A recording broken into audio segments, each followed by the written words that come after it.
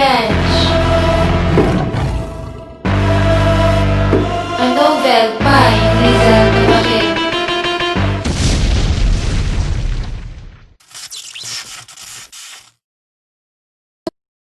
Chapter 2, Age Gaps.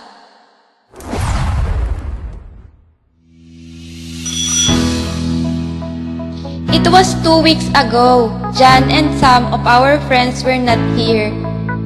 I smiled from far away while looking to beautiful Aren and his husband Gabs. She is talking to the other visitors, wearing her wedding gown with lots of big angelic feathers, and we are now at her reception area after her wedding ceremony today at the Church of Mandala. I am present together with Knight. That makes her very happy. Aren approached me, kissed me on my right cheek, and hugged me tightly. Congrats, my friend! Thank you! Finally, I am now a wife, she said to me with a sweet smile. I am very happy, Lyrids, she said to me while removing her hugging arms. I am happy for you too, I said, and she nodded with a smile, then returning to other visitors. I am standing and just looking around the reception area filled with artificial scented roses, which changes colors to pink and red every 2 minutes. From a distance, Knight was talking to Gabs in a manhood motion. When will I marry? I suddenly asked myself in a silent voice. I stared at Knight and tried to think about us. I was too young, but he was too old soon because of our age gap.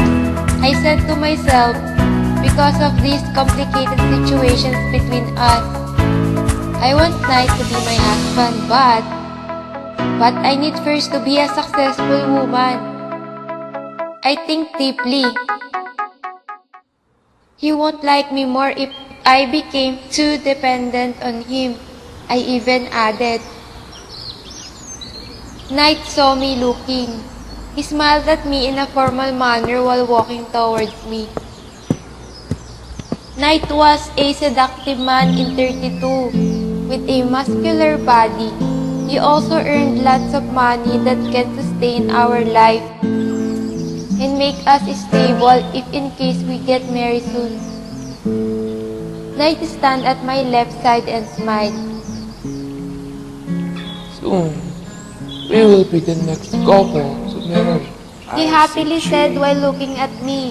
Green, I nodded to him red roses too. while swallowing my saliva I see them bloom to the unpredicted words that he said. After the wedding and eating at the reception area, Knight and I went shopping at Jardin's Mall. We looked to some of the latest technical clothes. Knight chooses a conservative clothes for me that I often agreed to look nice on his eyesight. So, I want a much sexy look that fits on my age like other in 20s. dark sacred night. Sometimes, because he was older to me, he is the one who often decides on my clothes, foods, and needed miscellaneous things. When it comes to that, he was too good in handling money and well-practical person that makes me think that he was too awesome. In the He went to sky, his floating house at Sky 888 Village, and there I saw the newly improved Teddy robot shaking hands.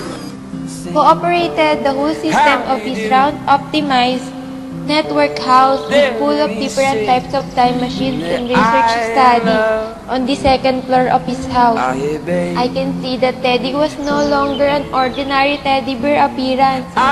He was increased by 1 feet, and his body was now a robotic metal. There is no more hair of the teddy bear stuffed toy. Good day, Lyrids! Teddy smiled while cleaning some dirt on the floor. Good day too, Teddy. How was your day? I asked with a smile while sitting to the sofa and Knight was arranging our boat food. for a world. I forgot. I already created a microchip device to insert inside your palm. Knight said as he searched for it. What type of microchip device? I asked him. He shows a circular bluish transparent chip in half-inch size with a smile. You told me last 2 weeks that a small robot from the future attacked you, right? I won't let that happen again. Give me your palm. This will take only 1 minute planting in your hand. He said to me while holding my right palm. I don't want to be a cyborg. I silently said to him that makes him stop a little from going to insert the microchip. You are not going to be a cyborg. 1% cyborg, I think. Trust me. This device will save you in times of danger.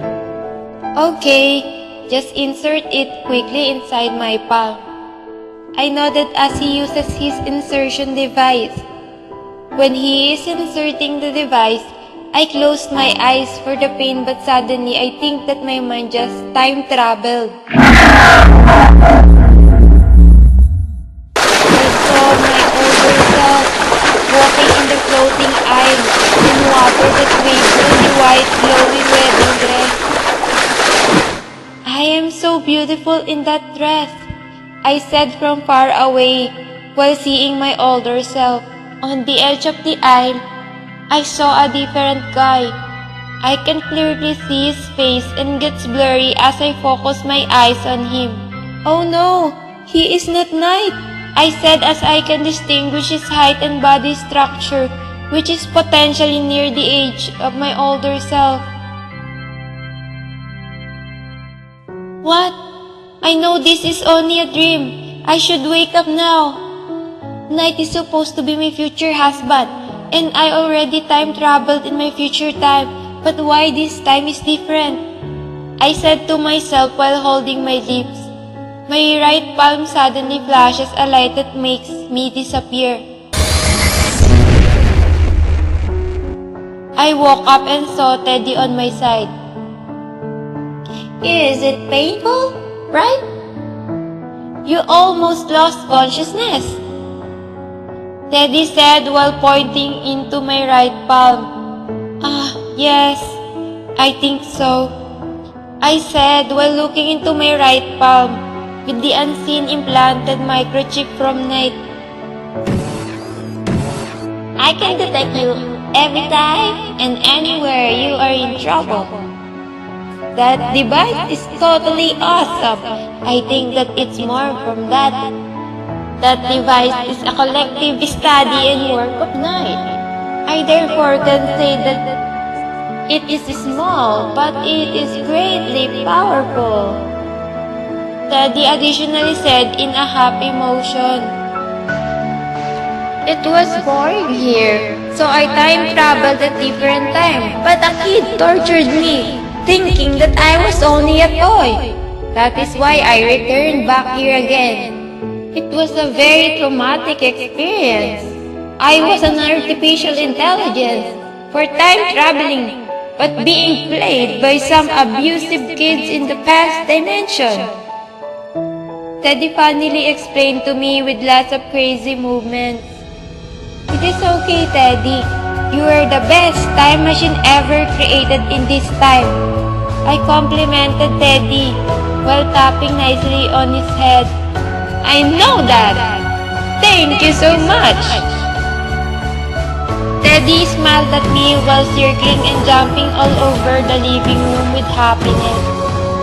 I turned on the holographic television of Knight to watch news.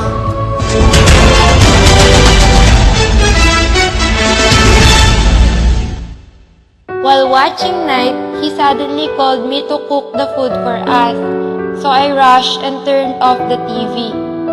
While cooking delicious food, wearing apron with a happy smile, Knight unexpectedly hugged me from my back. He sweetly smiled at me and looked into the shrimp being fried. I rotate my head and smiled sweetly. He kissed the back of my bobcat hair and then turned back to his research room. Oh, I love Knight, even if he was not romantic like other guys in my time, I said to myself while tasting the soup that I mixed with shrimps and squids.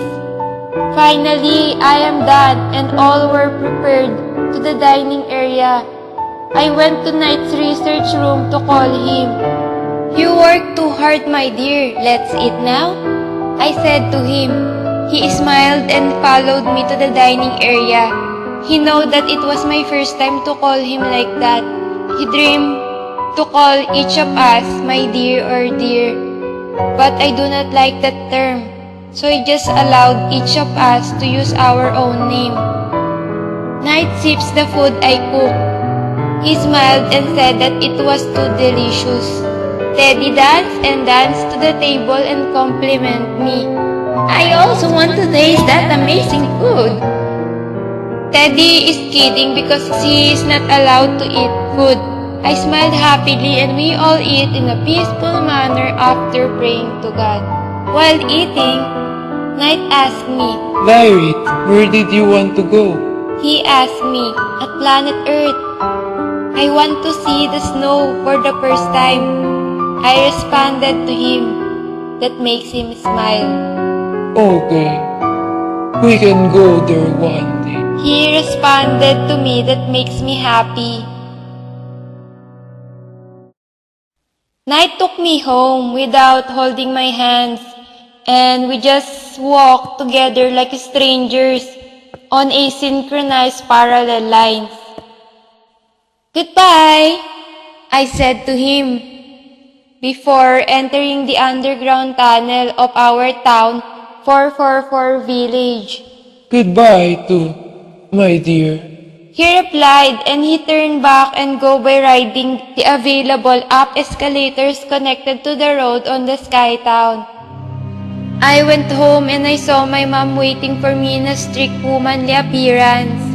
Her arms were crossed to each other and she was sitting on our wide sofa as if she is waiting for me to say sorry for being too late again. I already knew it. She doesn't like Knight for me because of our age gaps. My dad too had the same opinion. He wants me to break up with Knight because he said that Knight might dominate me or control me because I was not yet as mature as him. They were actually not too close to him because of his being loner and mysterious person. I kissed my mom and say sorry. She stopped looking angry and just whispered the word, Moms knows best. She silently said that makes me a little bit humiliated. I went into my room and read books for my preparation on my final interview. God, how long will I endure this? I asked God while thinking that there might be something wrong. On the other day, I passed my final interview. I got my first job as a guide time traveler keeper at Martian World System Company. It has a total of 2,200 employees as of November 2071, which provides service and assistance on time traveler tourists at planet Earth. My job will be assisting the tourists in traveling back in time on Earth while not making any changes to the time frame of planet Earth. I forgot to mention that here in Mars, we are not allowed to travel back in time or to travel in the future because this planet was fully guarded by technologies which were highly secure to avoid any minimal changes. Only in planet Earth, we are all allowed with permission or pass card travel for tourists only. Researchers and time traveler employees like me. While traveling at this low elevator, I heard a woman in 30s speak to the other woman and it was about me. Did you know that she is the girlfriend of well-known researcher at SCI-FI village? The blunt woman silently said while hiding her pointed finger.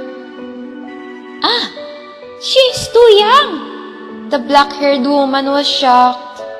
Ha ha ha! Maybe the dependent mountain climber. The blonde woman laughed. That sounds like humiliating.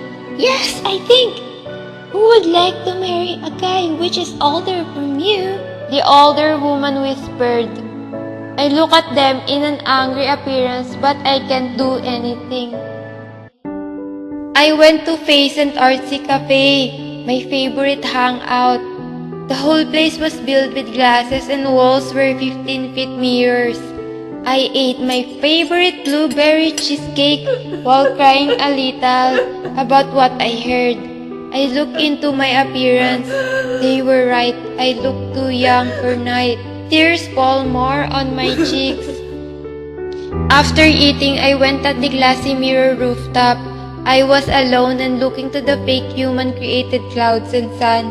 I'm still sad about what they said to me, so I called Knight in my 2D phone, where we can only hear our voice together. Hello, Lyrids. Knight answered, How much do you love me? I insanely asked for no reason. Why? He asked me, Nothing, just answer. I silently replied while wiping my teary face. I love you, like the way I love the planet Earth. He said silently. That makes me feel nothing by his answer. Then suddenly he said something that makes me cry. I love the planet Earth because it was a true beauty of the heart. It was never been fake, and it was breathing in its trueness. It was very innocent, like you, but strong in the inside. Lyrids, I love you. You are my earth. Knight said that mark into my mind. I love you too. I turned the phone off and cried again.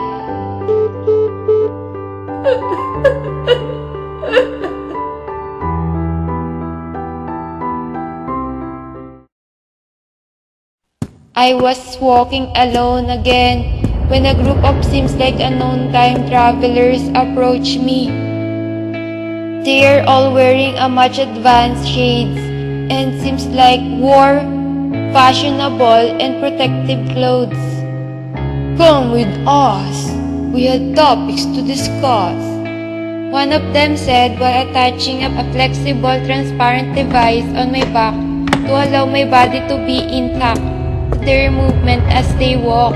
I want to scream, but it seems like they used a device to shut the sound of my mouth. I was scared and I don't know why my life nowadays start to be endangered. We time travel to a dark place or planet that seems like being destroyed by war. Where are we? I said as I saw dead trees, cracked soil, and empty sea. Also ashes were falling towards us.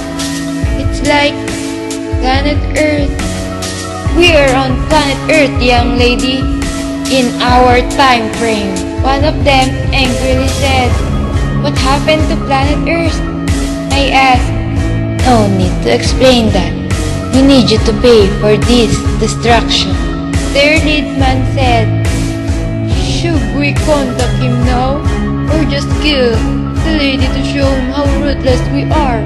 One of them asked, Poor young lady, you won't have experience of married life, since this is your last day of existence in your time frame. Their lead man said while releasing his long sword. I was too scared and my sweat is flowing. As their lead man is going to attack me, my right hand flashes that freezes their time. Night suddenly came for me in a flash of light. He implanted bomb to their clothes as we disappeared in front of them. Returning back to my time and at my favorite cafe, Night shows me no reaction that seems like nothing happened. I'm going back to work. He said to me while disappearing in a flash of lightning. I was overwhelmed to what I saw. The planet Earth will be destroyed, and I got full of questions about why they want to kill me. Did Knight already had the knowledge? Knight kills them by planting bombs. This is terrible. Probably he will be a murderer of Earth. The robot who attacked me really said the truth that Knight is the Earth's murderer. Hit like and subscribe for the upcoming chapter.